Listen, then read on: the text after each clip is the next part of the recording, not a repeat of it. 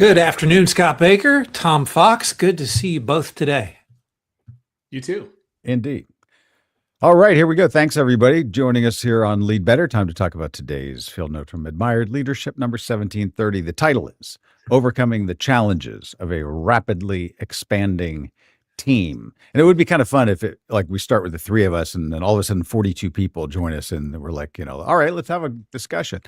You could imagine how that could go off the rails pretty quickly if we jammed 42 people into one, live stream at this moment. But I think that's the question here. Is it like there are some organizational problems in rapidly expanding teams? There's some talent recruitment problems in that. But at the heart of this, I would think, Tom, is really the culture question, right? Yeah, absolutely. Yeah, this is a field note that hit home. I went through something like this myself. Leading a team of one or two people that overnight grew to 10, and then, a year later was 20 and 30 and got to about 60 folks. And if you're not paying attention to it, your team is going to evolve. It's just a question of whether it's going to evolve in the direction you want it to. Right. Yeah. Yeah. The culture will become something. It just, are you just going to fall into it, or are you going to think about it as you go along? Yeah. Yeah. I was working with a Oh, sorry, Mikey. Go ahead. No, I'm interested in hearing some more details about a team that goes from 10 to 60 within a couple of. Was there a combination of cultures that was going on, or were those all new hires that was going all the way up? That's such a great question, because I think that the field note talks about team growth, but when you're actually combining a couple of teams, it makes it all the more difficult. So it was all of the above. It was the combination of two teams plus some organic growth. And I was lucky enough at the time to be working with a coach who, very wisely told me, you're not just adding people to the team, you're changing the nature of the team. And so, you have a choice. You can allow the team to emerge sort of organically, or you can be really intentional about how you want the team to operate. And in those cases, especially when you're bringing two teams together, I think it's all the more important to be intentional so that you can really sort of honor and respect the different cultures that are coming together and jointly define something that will be new. Right. So I've been part of an organization where I was employee number 28, and by the end of 1 year, we had more than 200 employees. And 50 of them were brought in from a much more seasoned. So it was an acquisition that took place. Mm-hmm. And, those original 30 of us who felt like loose and scrappy and we could do it, and we didn't wear ties, like all the notion of what it meant to be kind of free flowing in the way that we I want to go back to wearing ties. I liked wearing ties. Right. Well, no, we were actually asked to stop wearing ties. No, to start. Okay. I see. And it's so funny the way that it works. I hated it. I hated having to go back in that. And so my little act of rebellion was to put on the loudest, most obnoxious ties that I could find. Right. And my ugly tie collection got started as an act of rebellion there.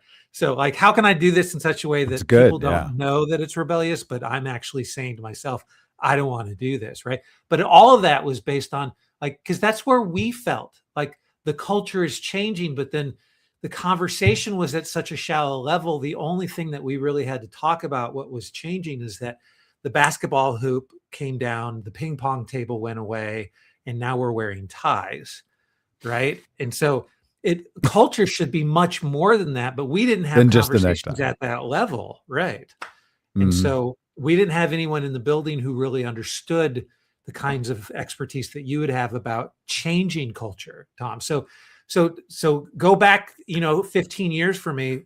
How do we start? Where are the conversations that we have, and apply our field note for us?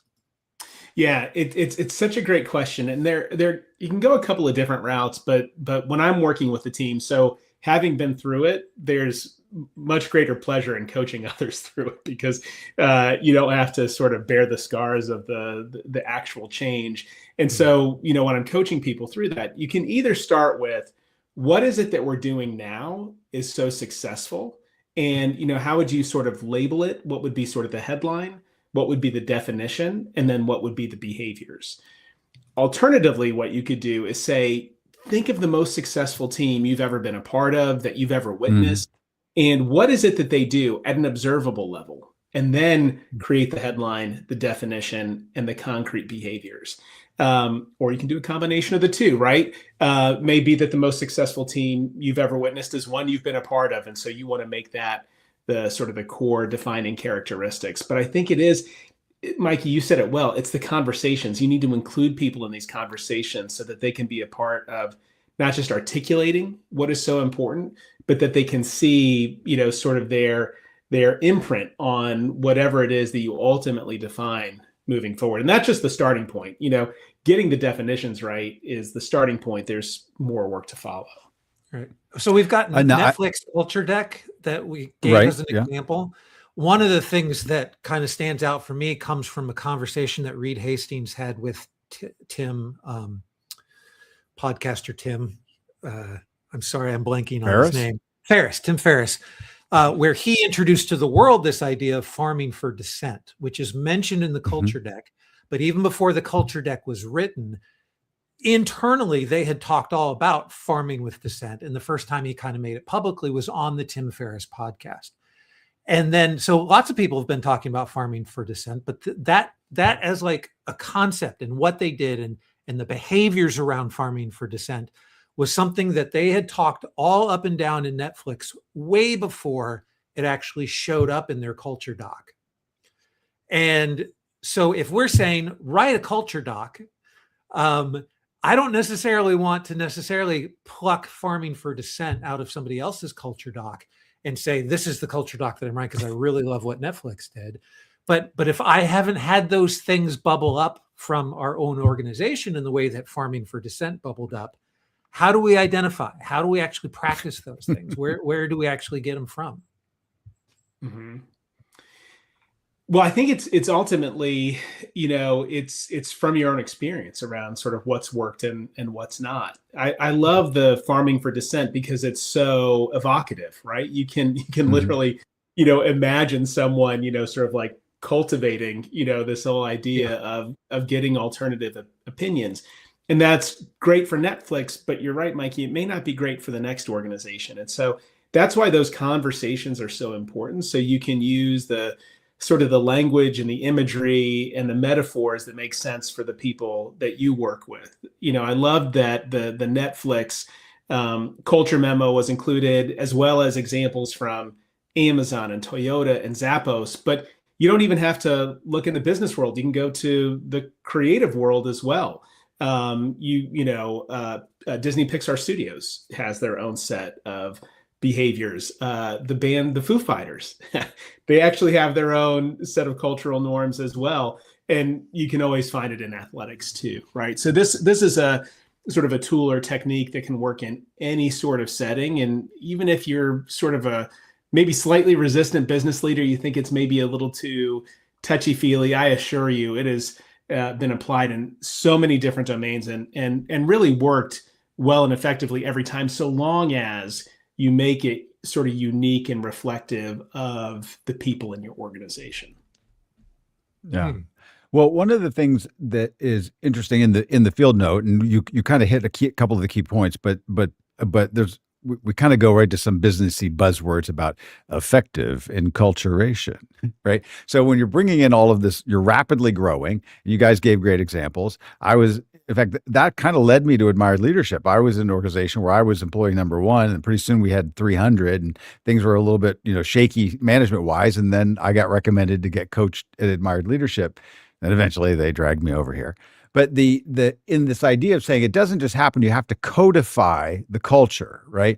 So you have to go about this process of documenting and doing the things that then produce the Netflix, culture memo. One of my question, Tom, is we sometimes think about, old style from 40 years ago, company mission statements, or as it evolved into kind of, Lencioni's sort of advantage era of have three things that are for internal discussion, not external marketing. This is why we are unique strategically, right? So how do you differentiate between a company mission and a company culture? And because pretty soon you might have like too many documents, right? Mm-hmm. Yes. It's a really great question, right? When you think about sort of a mission statement. It's, what you exist to do, what you're trying to achieve. And when you look at something like, behaviors, culture, norm, it's how you get things done, right? And I think that's sort of the distinction that I would make. And so, this is part of the lifeblood of a place like CRA Admired Leadership, right? We simply want to achieve a set of goals or work with leaders who are simply trying to achieve a set of goals. You want to do it all along the way by bringing people along with you and developing those people, finding that balance between those two things. And I think that's what, a business leader would seek to do between sort of a mission statement and, a culture document, a values document, that sort of thing. It's like, okay, it's not just what we exist to do, but how we want to do it and how we want to navigate both the external world as well as the internal. And Tom, So do you I have think a question. sometimes, just real quick, Mikey, because then I want to come back to your passive aggressive behavior with the next one. Sometimes they often say, particularly in startups, that a culture really does reflect the personality of the founder, right? That the vibe of the founder, and that probably is true even in Reed Hastings and in Netflix, and probably in many regards. What do we need to be mindful about in terms of like maybe we're in the next stage, but usually that rapid growth, the founder is still around most often, right? How much is it good to reflect the personality of the founder, and how much is it good to distinguish as the culture is evolving?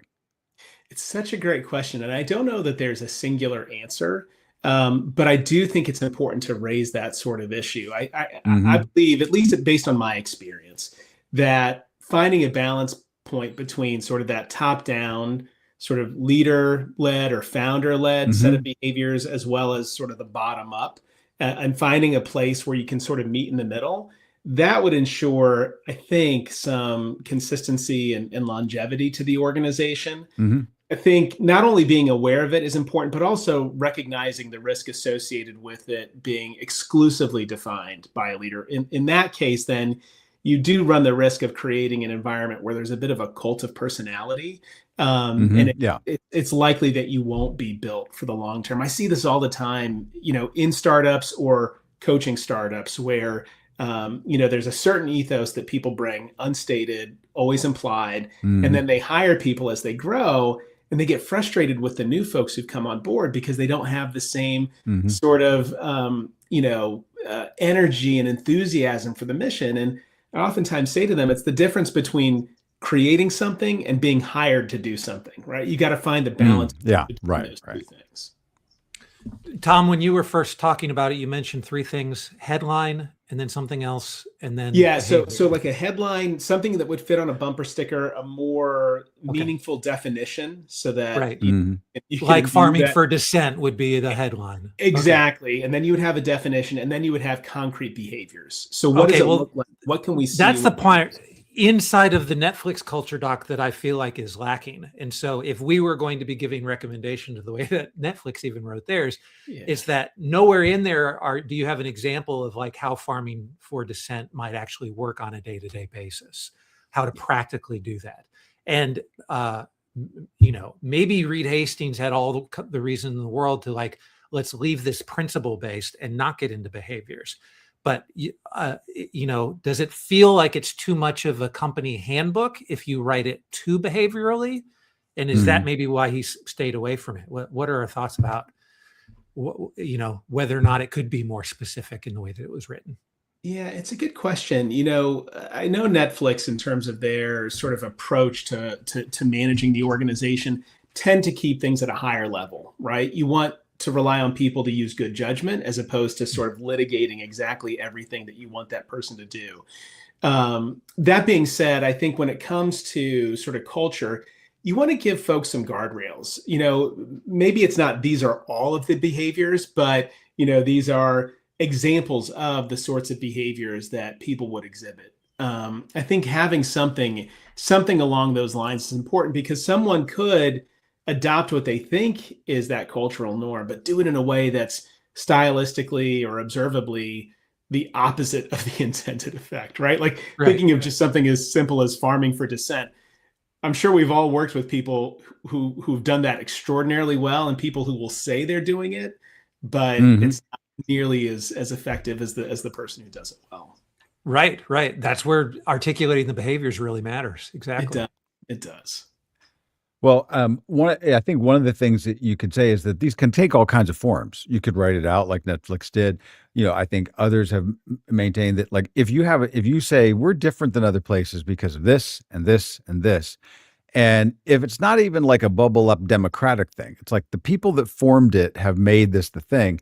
Then part of it is, and I think Lencioni says this, like no bumper stickers, no t-shirts, just talk about it relentlessly. This is who we are. This is what we do. People like us do things like this, that you are sort of a living embodiment of that memo. And maybe that's the better way to do it in some cases. So, but what I do know is if Mikey shows up in a necktie, I'm going to be like, uh-oh, we're in trouble.